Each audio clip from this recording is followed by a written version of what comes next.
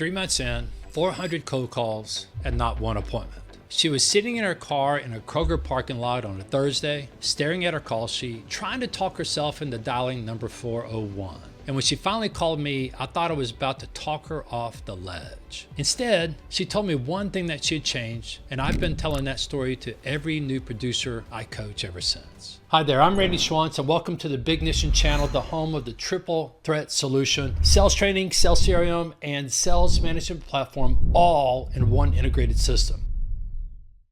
Before this video is over, I'm going to show you exactly what she changed and how it can flip your calls too. But first, you need to understand what's happening in the first 2 seconds of every cold call you've ever made. This is part of a 2-part series. Part 1 settles where the cold calling still works. This video is how. Make sure you watch both. Look, here's why you're here. You're a new commercial insurance producer, or you're early enough that cold calling is still the primary way you're filling your pipeline. And you've probably been handed a script or given some version of just get on the phone and dial. And here's what nobody ever told you. There are 2 kinds of cold callers in commercial insurance. The first kind sounds exactly like what they are, a salesperson. The moment they open their mouth, the prospect brain fires a signal, oop, sales call, walls go up, and it doesn't matter how good their pitch is, they never get to deliver it. The second kind sounds like someone who already knows the prospect, like a peer, like someone worth listening to. They get curiosity instead of resistance. They get conversations instead of hang-ups. And the difference isn't personality. It isn't talent. It's 7 words. And in a moment, I'm going to tell you what those 7 words are and how to build them. But first, you need to understand why your brain and your prospect's brain are working against you every single time you pick up the phone. So here's the truth about cold calling that nobody says out loud. You were never trained for this. And I don't mean that as criticism. I mean it as a fact. Being good at insurance doesn't make you good at cold calling. They're completely different skills. A surgeon isn't automatically a great administrator, and a great coach isn't automatically a great scout. These are different games. And right now, you're a pro quarterback being judged on your golf swing. You're beating yourself up for the wrong thing. The script you were handed was written for a world where people answered their phones without checking caller ID, where nobody had voicemail full of pitches from people they'd never met, where, hi, I'm calling from XYZ Insurance Agency, hadn't been said 1,000 times to every business owner in your territory. Think about what happens in the first 2 seconds of a cold call. Your prospect brain isn't really hearing your words. It's flipping through a mental Rolodex at a high speed. It's asking one question. Do I already know what this call is about, or is this different?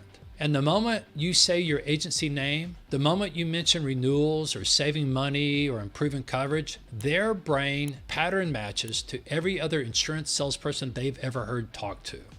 And the call is over. Even if they stay on the phone, they're already gone. You get maybe 7 words, 10 if you're lucky, before their brain makes that decision. So what are new producers doing? Well, they lead with credibility. They say, hi, I'm John Abbott with Risk Management Insurance Agency. They follow it with a reason for the call. I wanted to talk about your upcoming renewal, or I'd like to help you improve your coverage. And they mean it. They're trying to be professional. They were told that's what you do. But here's what happens on the other end of the line. That prospect has heard that exact opening or something within 3 words of it from the last 6 producers who called. Their brain doesn't register you as a new person. It registers you as the same call, and the same call gets the same response. We're not interested. We just renewed. We're happy with our current agent. And those aren't actual objections. They're dismissals. They're the conversational equivalent of a bouncer at a door you never got close enough to knock on. And here's the part that costs you the most. It's not just one call. Every time you sound like every other producer, you're leaving a mark. That prospect will hear your name again in a voicemail, in an email, on LinkedIn, and they'll remember, not consciously, but their brain already filed you. Same call, same drawer. The producers who figure this out early change everything. The ones who don't, they get 6 months in and burn through their list with nothing to show for it. You don't have to be that story. What you need is a pattern interrupt. Think about a wide receiver who runs the same route every time. After the second series, the defense has him mapped. They know where he's going to be before he does. Now think about what happens when he runs something the defense has never seen before. Just for a second, they hesitate. And in that hesitation, the ball's already in the air. That's what a bold statement does. It breaks the pattern their brain is running. It buys you a second. And in a sales, a second's everything. So here's how it works. First, use only your first and last name, not your agency name. Not, I'm with XYG agency. Just your name, delivered like you already know them. Second, pause. Give them a second to do what their brain naturally does, search for the connection. Are you a client, a vendor, someone from the last networking event? They won't be rude because they're not sure yet, and that's the window. And the third, lead with a bold statement. Not a value proposition, not a pitch. Go straight at the specific thing your prospect hates about insurance. The frustration, the confusion, the thing that makes them feel like they've never had a real partner, just vendors. And fourth, be specific. The more specific it is, the more it sounds like you know them, and the more they want to know how you know. Let me show you what this actually sounds like. Restaurant owner, you dial, she picks up the phone. This is Sarah. You say, "Hey Sarah, Mike Abbott."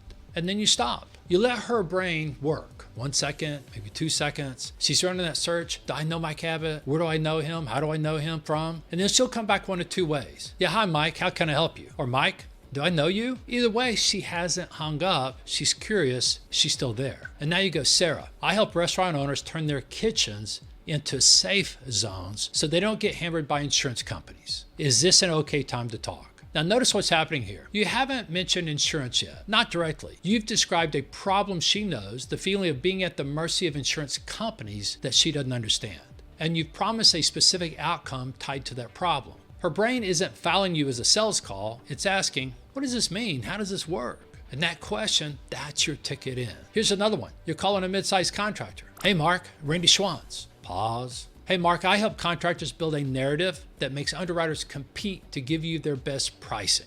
Is this okay time to talk? See, most contractors have no idea how underwriters think about their account. They just accept whatever they get. You've cracked that door open and they want to know what's on the other side. This is only one step of the bold statement appointment setting framework. Its only job, create enough curiosity to keep your prospect on the phone for the next 20 seconds. So you can tell a brief story that sets up why you're different. Not 20 minutes, 20 seconds. Now, let me show you what you're doing instead. These are real openings, real things producers say on cold calls, and where every one of them triggers that same sales call pattern match. This is the weakness opener. Hi, I know you're incredibly busy, but I just wanted to reach out about your commercial insurance program. I mean, you're apologizing before you even start. If you truly believed you could help this person manage a risk, would you open with an apology? Act like you belong in the conversation. Number 2 is the zombie call. Hi, Jennifer. It's been about a year since we last spoke, so I wanted to check in. Checking in has zero value to the prospect. You haven't given them a single reason to want to be checked in on.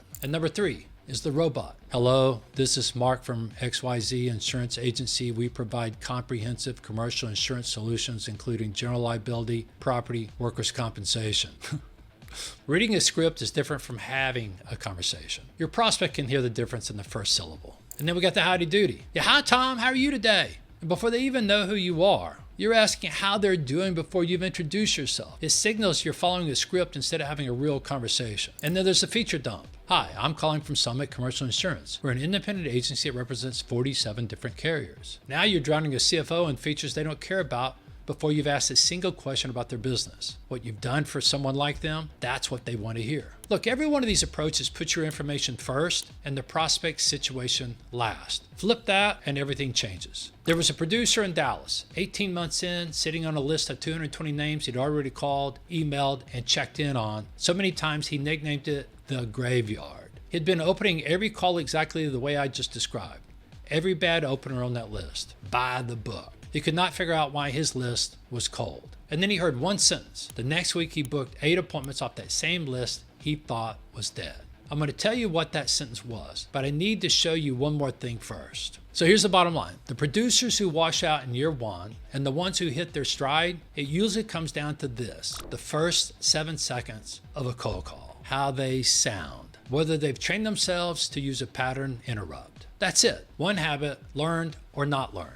The hard part isn't understanding it. The hard part is building your bold statement pattern interrupt, testing it, tracking what works, and refining it over time. We built the bold statement appointment setting training inside Bignition for exactly this reason. It's not a concept you read once and hope you remember. It's something you attend once, learn, attend again, ask questions, circle back around to refine. It is a cycle of sharpening and honing it. Pair that with a 5-layer voicemail email strategy, and you're not making cold calls, you're running a multi-touch campaign. Consistent, trackable, position yourself as the problem solver, not a quoter. And that's how producers stop burning through lists with nothing to show and start building a real pipeline.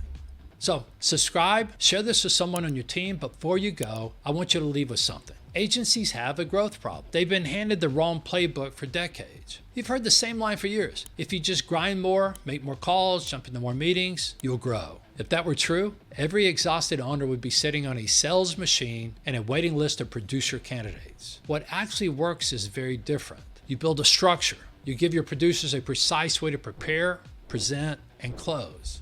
You make training a system, not an event. You design your agency so that growth does not depend on your daily presence in the trenches. And that's the shift. Look, if you're tired of watching your people work hard without breaking through, if you're done accepting flat years as just the market, if you want an agency that develops million-dollar producers, keeps your best clients glued to you, and makes you a buyer, not a forced seller in this consolidation wave, then come find us at thewedge.net and start building a machine that will grow it.